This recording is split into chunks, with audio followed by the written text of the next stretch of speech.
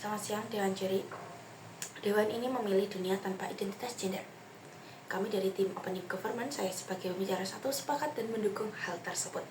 Dalam berbagai masyarakat, perbedaan identitas gender, baik antara laki-laki maupun perempuan ataupun spektrum gender lainnya, seringkali menjadi sebuah perbedaan dan dapat menimbulkan hierarki sosial. Perbedaan ini alih-alih menjadi sebuah keberagaman, justru kerap menjadi sumber dari diskriminasi, ketidaksetaraan, dan juga batasan struktural dari yang dapat menghambat individu tersebut. Secara historis, banyak norma sosial yang menempatkan bahwasanya laki-laki dan perempuan memiliki peran tertentu. Contoh kecilnya adalah ketika ada berumah tangga. Laki-laki kerap mendapatkan peran sebagai pencari nafkah dan itu mutlak. Begitupun dengan perempuan yang dianggap sebagai orang yang hanya melakukan kegiatan di rumah saja.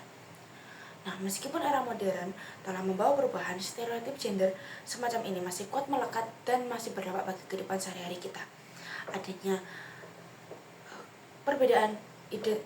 identitas gender tersebut dapat menimbulkan sebuah ketimpangan. Yang pertama, kesenjangan ketika mencari sebuah pekerjaan maupun dalam jenjang karir. Contohnya adalah ketika sebuah perusahaan mencari pemimpin, mereka akan menganggap yang lebih cocok adalah seorang laki-laki karena perempuan dianggap lebih tidak dominan, lebih kurang, atau yang lebih dominan adalah laki-lakinya. Nah, di sini dapat dilihat dari perbedaan upah, tingkat promosi, dan juga representasi perempuan dalam posisi manajerial. Kemudian yang kedua, ekspektasi sosial dapat membatasi identitas dan juga ekspresi diri. Contoh kecilnya adalah ketika perempuan ingin tampil lebih maskulin, itu dapat mendapatkan stigma yang buruk. Ataupun dengan laki-laki yang berbicara secara lemah gemulai dapat mendapatkan stigma feminin. Nah, itu akan menimbulkan adanya diskriminasi, bahkan tak jarang itu menjadi korban perundungan.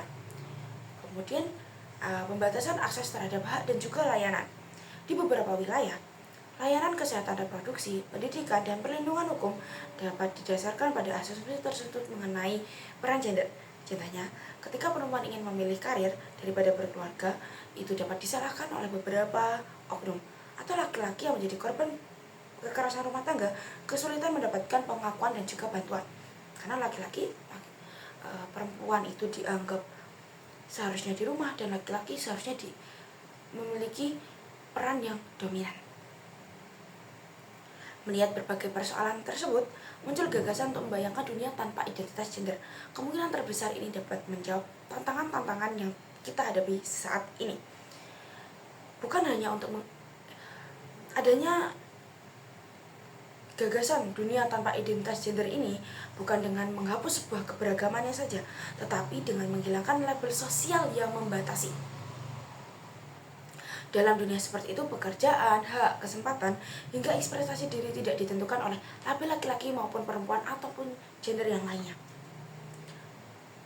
Kemudian, di sini seluruh manusia ataupun masyarakat itu dapat meningkatkan rasa percaya dirinya. Dengan menghapus identitas gender sebagai dasar penilaian sosial, individu tidak lagi dibatasi oleh stereotip peran gender tertentu. Dalam dunia tanpa identitas gender, anak-anak tumbuh tanpa internalisasi bahwa minat tertentu tidak cocok untuk gender mereka.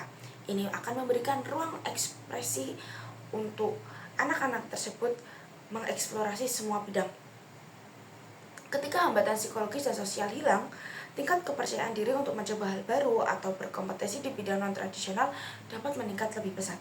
Contohnya, ketika perempuan yang tertarik pada teknik mesin tidak lagi merasa kurang pantas dan laki-laki yang bekerja di bidang pengasuhan anak tidak lagi dicap tidak maskulin. Ini dapat menciptakan lingkungan yang mendorong keberanian untuk mengembangkan potensi diri lebih maksimal.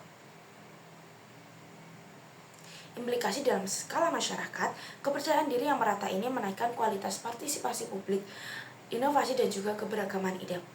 Kemudian, batasan berbasis gender, baik eksplisit maupun implisit, dapat menimbulkan ketimpangan struktural yang sulit dihapus selama identitas gender masih menjadi kategori utama dan pengaturan sosial. Banyak kebijakan, norma maupun praktik sosial yang telah disampaikan di awal di mana membangun atas asumsi gender tradisional.